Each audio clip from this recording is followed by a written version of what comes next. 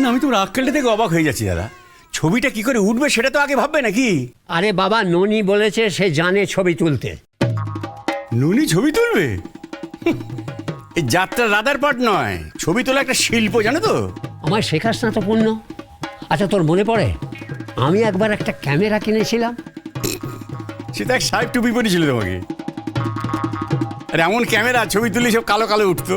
কেলে ভূত কোথাকার, কালো কালো লোকজনের ছবি তুলবো আর সেই ছবি ফর্সা ফর্সা আসবে না?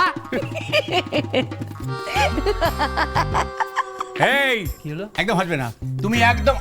আমি কালো? তোমার গোষ্ঠীগত কালো। ওই কুস্তি তুলে কথা বলবে না। বড় দাদু, দাদু তোমরা একটু থামো না। এই, ওকে থামতে বল। কি আর থামবে? চেল্লাতে পারে খালি। হ্যাঁ, তাদের কাছে কিছু নেই। টোপাই ক্যামেরা ভেঙে ফেলেছে, হ্যাঁ? তার জন্য বেচারা অনেক বকাও খেয়েছে। কে বকেছে টোপাইকে? ধরে আন তাদের। আমি থাকতে টোপাইকে কে বকে রে? আরে বাবা, ছবিটা তো উঠবে না, সেটা ভাবো। এই গোষ্ঠীগতরের ছবি এমনিতেই উঠবে না, ও ননির দ্বারা সব হবে না। তো দাদা যখন বলেছে তখন ছবি উঠবেই। আমি ফটোগ্রাফার জোগাড় করবো, জাত ফটোগ্রাফার। বাবা। সকলে বলে বিজি ফটোগ্রাফার। বিজি ফটোগ্রাফার মানে ব্যস্ত ফটোগ্রাফার। সে তোমার বাড়িতে আসবে কেন? আসবে, আমি ডাকছি বলেই আসবে। আমার ক্ষমতা তুই জানিস না পূর্ণ। জানা আছে। লোকে সাজাগোজা করে নে, আর বিষ্টুকে টুকটুকে বর সাজতে বল। পাশাপাশি তোরা দাঁড়িয়ে ছবি তুলবি, আর মনে হবে বড়দাদু তোদের দুজনকে দড়ি দিয়ে বেঁধে ফেলেছে। আবার আবার আমাকে দড়ি দিয়ে বেঁধে রাখার চেষ্টা করছো? কে তোকে দড়ি দিয়ে বাঁধলো? আবার দড়ি দিয়ে বাঁধলো কে? দড়ি দিয়ে বাঁধলে তুই পালাতে পারতিস। যখন পাশাপাশি দাঁড়িয়ে ফটো উঠবে না, তখন দেখবি যেন দুজনেই বাঁধা পড়ে গেছিস। ফটো? না না, আমি ওসব ফটো ফটো তুলতে পারবো না। কেন গো? দাদুরা যখন এতবার করে বলছো তখন কথাটা শোনো না, যাও। দাদুদের সামনে ভালো সাজে না। দাঁড়াও, ফটো তোলা বন্ধ করছি। কিছু ভাবিস না লক্ষ্মী, কোনো চিন্তা করিস রে, ছবি উঠবে। চল চল চল, দুর্গা দুর্গা দুর্গা দুর্গা, চল দুর্গা দুর্গা। ছবি উঠবে। হ্যাঁ গা, আমার ছবি উঠবে না? তুমি আর আমি পাশাপাশি। ভূতের ছবি? অত উত্তেজিত হও না, ছবি ওঠার আগেই তো ক্যামেরা ভেঙে গেল। তারপরে হরিবাবু উনি বিজি ফটোগ্রাফার জোগাড় করেছেন, সেখানে গোষ্ঠীগোত্তরের ছবি উঠবে, তার মধ্যে বিষ্টু আর লক্ষ্মী পাশাপাশি। ছবি উঠবে তো। দেখো দিদা, তোমাকেই বলতে হবে। আচ্ছা, বাবা এমন জোর করে পরিবারের ছবি তোলাচ্ছে কেন? আরে বাবা, কাল রাতে অখদ্দে কুখদ্দে কোনো খেয়েছে তো, মতিভ্রম হয়েছে তোর বাবার। হ্যাঁ, তাহলেই বোঝো আমাকে আর অলক্ষীকে নাকি পাশাপাশি দাঁড়িয়ে বর বউসিদের ছবি তুলতে হবে। কেন? আরে কেন? অলক্ষীর ছবি তুলবে কেন? ওকে বাসকবে নামবে নাকি? দিদা বসো বসো বসো, এইটাই বলবে, এইটাই বলবে। বাবা তো বুঝতেই চাইছে না। আমি কিন্তু কোনো ছবি তুলবো না। একবার যদি অলক্ষীর পাশে দাঁড়িয়ে ছবি তুলে ফেলি, তাহলে কিন্তু বিয়ের প্রমাণটা থেকে যাবে। আরে বাবা, বিয়ের প্রমাণ রাখার দরকারটা কি? হ্যাঁ, ছ্যা ছ্যা ছ্যা ছ্যা ছ্যা ছ্যা। তাহলে তুমি বাবাকে কি বলছো? তুই কিছু চিন্তা করিস না, তোর বাবাকে আমি ঠিক বুঝিয়ে বলবো। বলবো মেলোচ্ছদের বাড়িতে এরকম ছবি তোলা হয়, এই বাড়িতে যদি ছবি তোলা হয় না, এই বাড়ির সর্বনাশ হয়ে যাবে। হ্যাঁ, জানিস তো, ঠিক এইরকম করে গুছিয়ে গুছিয়ে বলবো। ঠিক বলেছো দিদা। আমার সোনা দাদু, সোনা দাদু। দূর বাবা, জিনিসপত্রগুলো যে কোথায় রাখে একটা জিনিস এই বাড়িতে খুঁজে পা।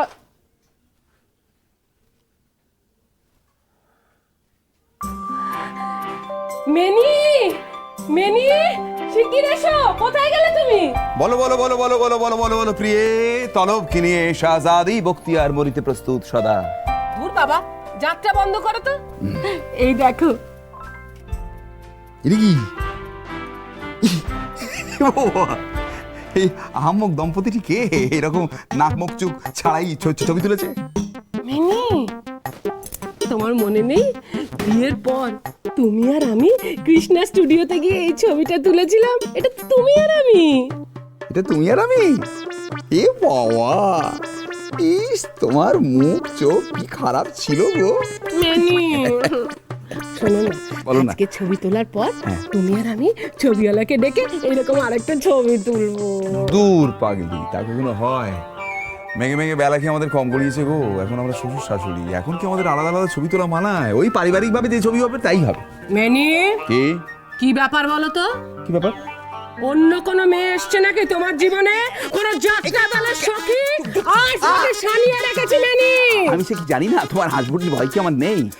সারা জীবন লাঠি চাঁটা খেয়ে এখনো তো এই শ্রীমুখ দেখেই জীবনটা কাটিয়ে চলেছি গো। তাহলে আমরা একটা ছবি তুলবো আলাদা, তুমি বাবার জ্যাঠাকে বোঝা। সে নয়, দেখ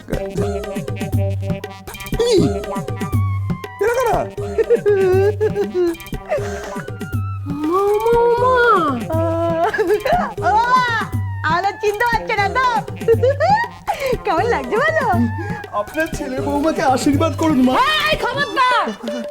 এই হারামজাদা, এই নথটা তুই কোত্থেকে পেলি রে? মেনি, আমি এই নথটা রেখে দিয়েছিলাম আজকে পরে ছবি তুলবো বলে। ও মা, ও কি কথা মা? শাশুড়ির গয়নার উপর তো বৌমারই অধিকার। এই! পুগলু তো ঠিকই বলছে, পুগলু তো তোমার বৌমাই হয়। আরে তোরা ঠিক করে ফেলেছিস না যে এই বেশেই তোরা ছবিটা তুলবি? ঠিক করে ফেলেছি। বলছি কি, ওই যে রকির গোফ আর পরচুলাটা রয়েছে, ওটা পরে দেবো? মেনি,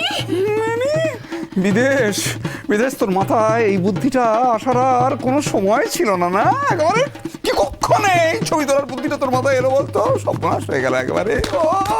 এখন আমি কি করি, কি বিপদে তুই পড়বি তুই ভাবতে পারছিস না। বিদেশ একে গেল এই লাড্ডুর ঝামেলা, এরপর এলো ছবির ঝামেলা।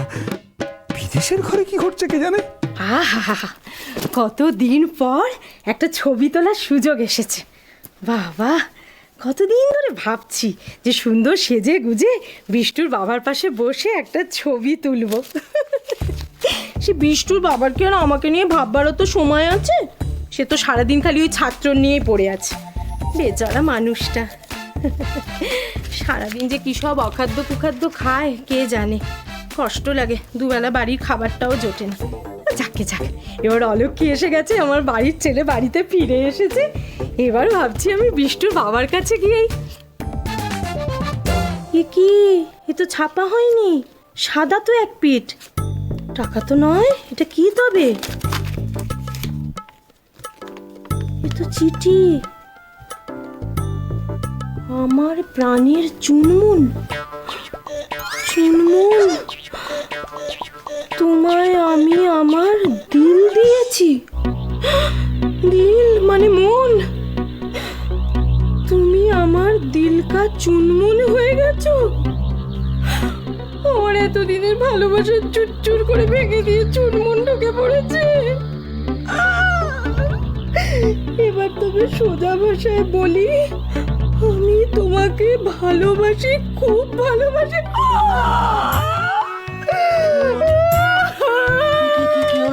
আমার কি সর্বনাশ তুমি করলে গো? বসে এখানে চিঠি তুমি কাকে লিখেছো? আমার সতীনকে, তাই তো? চুনমুনকে বলি, ছেলে গুনগুন, তুমি চুনমুন। কি পেয়েছো কি? দুজনে মিলে কি শুরু করেছো? কি সব বলছো? সতীন মানে সতীন মানে আমার আরেকটা বিয়ে করাবো? আরেকটা? তাকে আবার তুমি কোথায় পেলে? মা সর্বনাশ হয়ে গেছে। মা, আমার কপাল পুড়েছে। তোমার বাবা জীবনে আরেকটা বউ আছে। বাবা জীবন, তুমি কি কালো অকদ্দে কুকদ্দে গুলো খেয়েছো? মেলোচ্ছদের মতো বাড়ির মেয়ে বউদের ছবি তোলাচ্ছ। তখনই আমি জানি তোমার মতিভ্রম ধরেছে, মতিভ্রম। বাবু তুই কিচ্ছু ভাবিস না, তো সতীন আমি এ বাড়িতে কিছুতেই আসতে দেব না। বলছি, একটা প্রশ্ন ছিল। প্রশ্ন আছে? নেকা শশা বলি, প্রশ্ন কে করবে, তুমি না আমি? কোন আক্কেলে তুমি এই চিঠি লিখেছো শুনি? চিঠি? আমার চিঠিও লিখেছো? গপু, তোকে তো এক লাইন চিঠিও লেখে না। আচ্ছা, ওই চিঠিটা একবার দেখা যায়? হ্যাঁ, যাবে। এই নাও, ধরো, দেখো কি ছাইপাশ লিখেছো।